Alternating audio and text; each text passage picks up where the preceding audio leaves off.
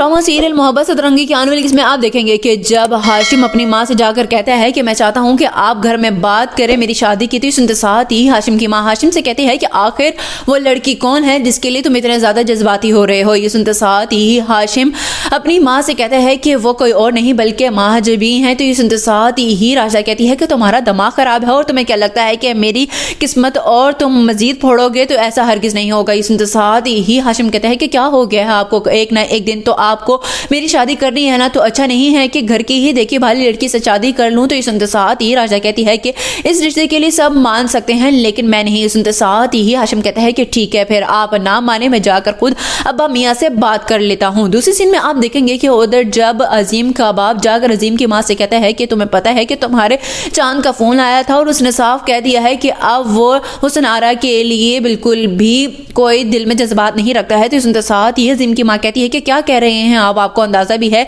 कि अगर ये बात हुस्न आरा को पता चली ना तो यहाँ पर एक अलग ही कहराम मच जाएगा। ये सुनते साथ ही अब्बा मियाँ कहते हैं कि हाँ मैं जानता हूँ, इसलिए मैं चाहता हूँ कि हम चुपचाप अपनी मर्जी से हुस्न आरा का कहीं और रिश्ता तय कर दें और किसी ना किसी तरह उसे रजामंद करें। सुनते साथ ही कहती है अजीम की माँ कि ऐसा करना बहुत ही ज़्यादा नामुमकिन है और कौन इस चीज़ के लिए रजामंद करेगा हुस्न आरा को, आपको पता है ना। मैं तो कहती हूँ कि आप अजीम को ही मनाइए। सुनते साथ ही अब्बा मियाँ कहते हैं कि हाँ मैं जानता हूँ कि हमारे बेटे ने बहुत ही ज़्यादा बड़ी गलती कर दी है किसी और को मुंतखब करके अपने जीवन साथी। लास्ट सीन में आप देखेंगे कि उधर जहां आरा जब हुस्न आरा से कहती है कि तुम क्या कर रही हो, इस घर में ज़्यादा दिलचस्पी नहीं ले रही हो, इस तरह तो अब्बा मियाँ तुम्हारे लिए कुछ और ही सोचेंगे। तो सुनते साथ ही कहती है हुस्न आरा के अरे आपा क्या हो गया है आपको, आप ज़रा अपने घर में भी तवज्जो दे लें कि आखिर आपकी औलाद क्या कर रही है और आपका शोहर क्या कर रहा है। ये सुनते साथ ही जहां आरा कहती है कि हाँ बस आ गई ना तुम अपनी भांजी की तरफ, तुम्हें क्या लग रहा है कि तुम कुछ भी कहोगी तो मैं सुन लूंगी। तो सुनते साथ ही हुस्न कहती है कि हाँ